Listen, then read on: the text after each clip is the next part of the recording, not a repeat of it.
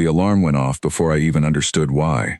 I was standing 3 steps from table 7 when the human's face changed color, and within 2 seconds every sensor built into that table sent a distress signal straight to station security. Red lights began pulsing along the floor. A voice above us announced a possible biological emergency in dining sector 4.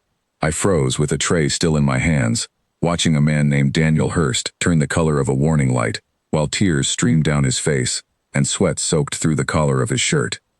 I had served him a plate of food less than a minute earlier. Now it looked like that plate was killing him. 2 security officers came through the door so fast they nearly knocked over a table of Von Drexy diners, who scattered without waiting to be asked. A tall officer named Elena Brooks reached the table first, scanner already raised, eyes locked on Daniel like he was a bomb that hadn't gone off yet. Daniel looked up at her with his eyes still watering and said, in a shaking voice, "Don't worry, I'm fine, give me a second." Nobody believed him.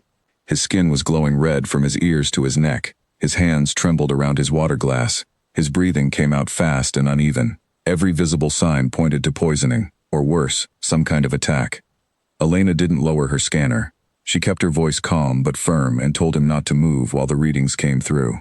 Behind her, another officer sealed the entrance to the dining hall. Within 10 seconds, Sector 4 was locked down, and nobody, human or otherwise, was allowed in or out. I had never seen the station move that fast for anything. I stood there holding my tray, still not fully understanding what I had just done. I had followed his order exactly. He asked for the spiciest dish we had. I gave it to him. Now half the security team on this station believed I had just tried to kill a customer with dinner.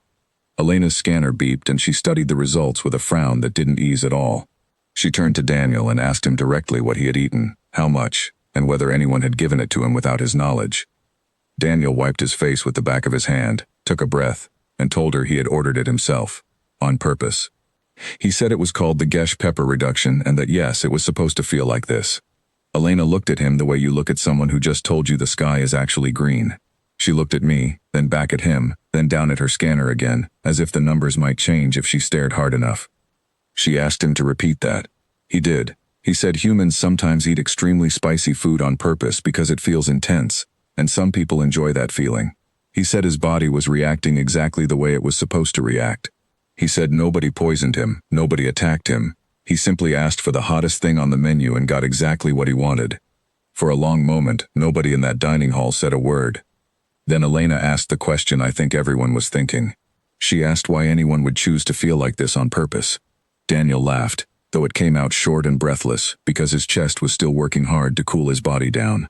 He said it was hard to explain, but it felt like a rush, like something inside him woke up and fought back and won. He said the pain was real, but so was the reward on the other side of it.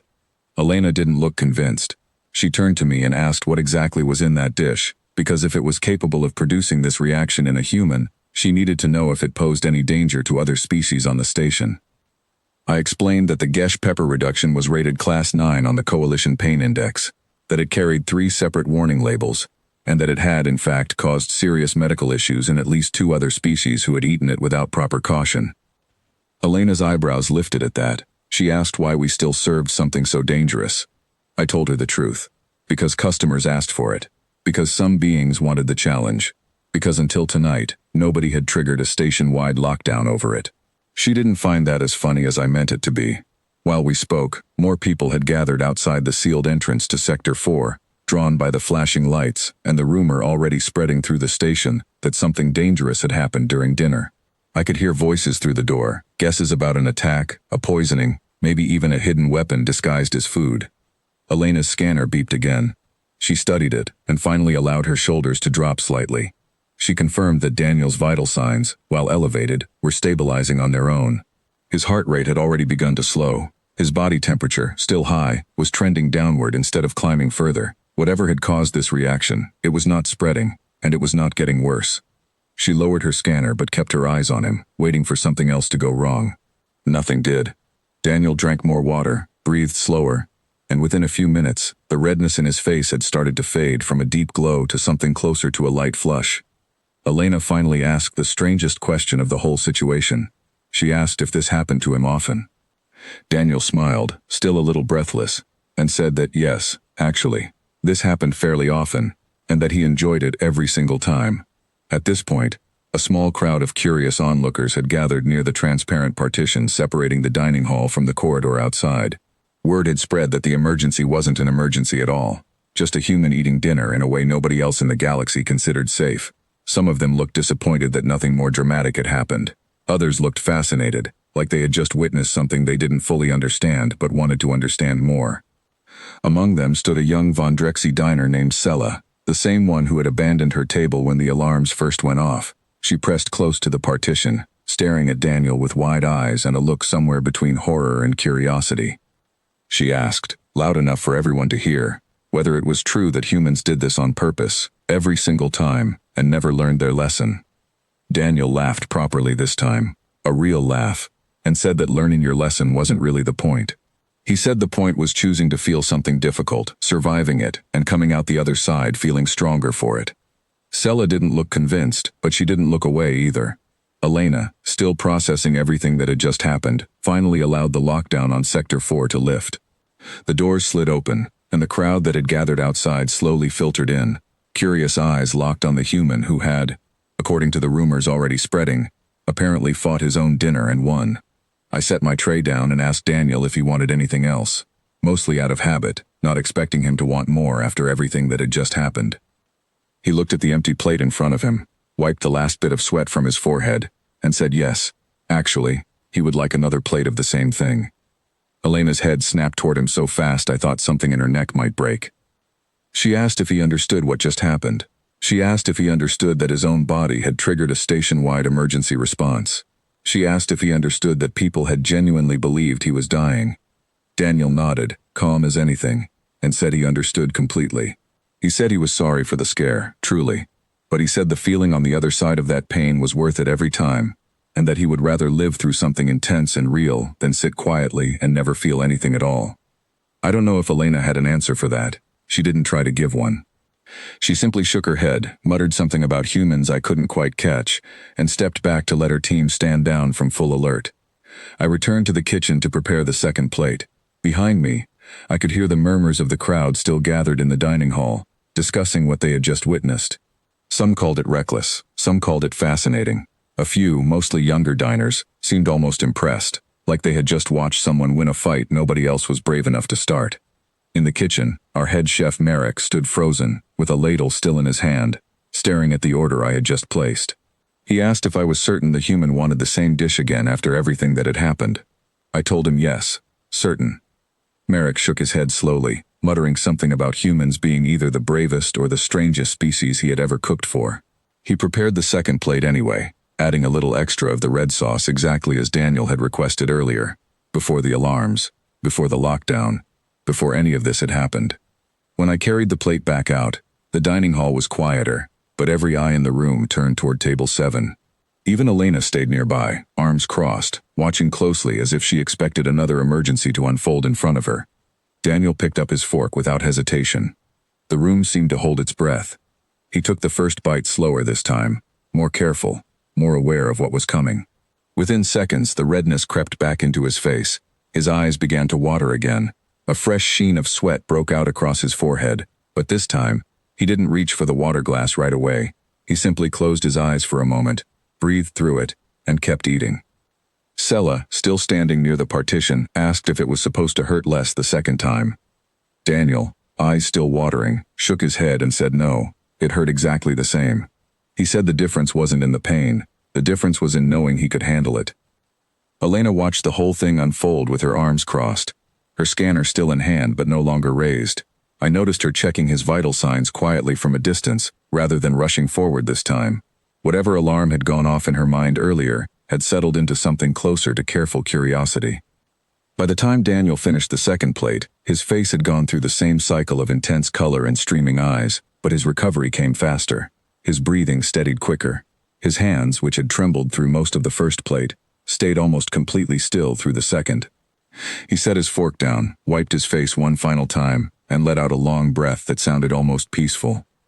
The dining hall stayed quiet for a moment before Sella finally spoke again.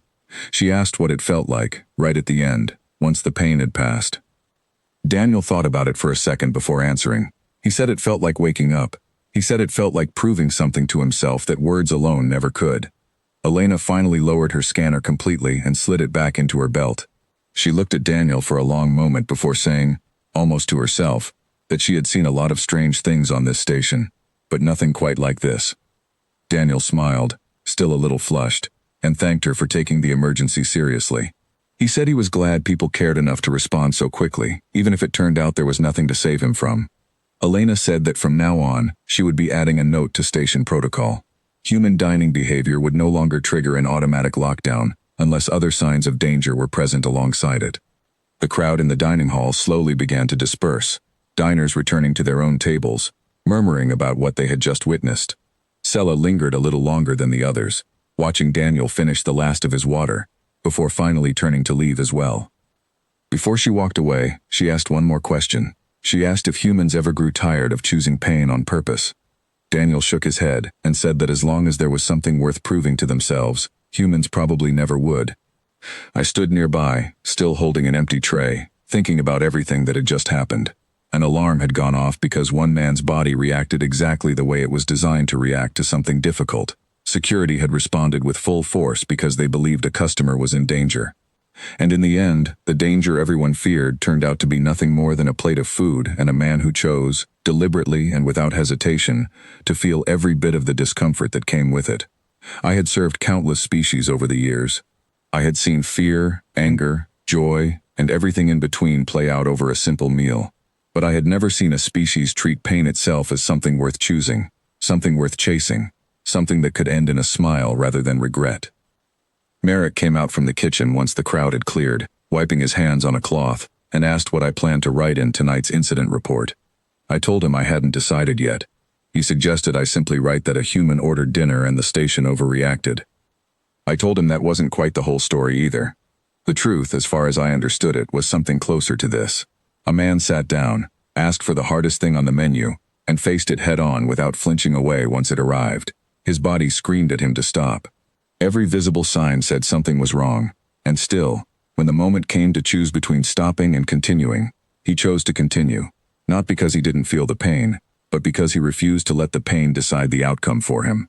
Then, when it was over, he asked for more. Elena passed by the kitchen entrance on her way out, pausing just long enough to glance back at table 7 one final time. She shook her head slightly, the same way she had earlier, before continuing down the corridor toward the rest of her shift. I finally set my tray down and began writing the incident report the way I understood it, without exaggeration, without leaving anything out. I wrote that at approximately 1900 hours, a human named Daniel Hurst had triggered a station-wide alert during dinner.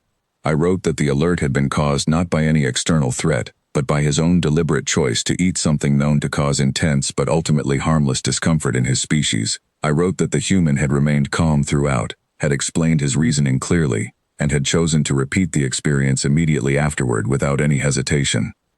I ended the report with a single line that I hoped future staff would read carefully before serving any human who asked for our most dangerous dish. The line simply said that humans do not always avoid pain. Sometimes, they walk directly toward it, on purpose, because they want to know exactly what they are capable of surviving. As I finished writing, Daniel stood up from his table, thanked me for the meal, and left a generous tip before walking calmly toward the exit, his face still faintly flushed, his eyes still slightly red from earlier, but his steps steady and light, like a man who had just finished something difficult and felt lighter for having done it. I watched him go, then looked down at the empty plates still sitting on his table, and understood, perhaps for the first time, that some beings measure a good meal not by how comfortable it made them feel, but by how much they had to overcome to enjoy it. I picked up the plates, carried them back to the kitchen, and quietly added a note to the menu that night. Under the description for the Gesh pepper reduction, I wrote a simple warning meant for staff and diners alike. Popular with humans, approach with caution, expect them to ask for more.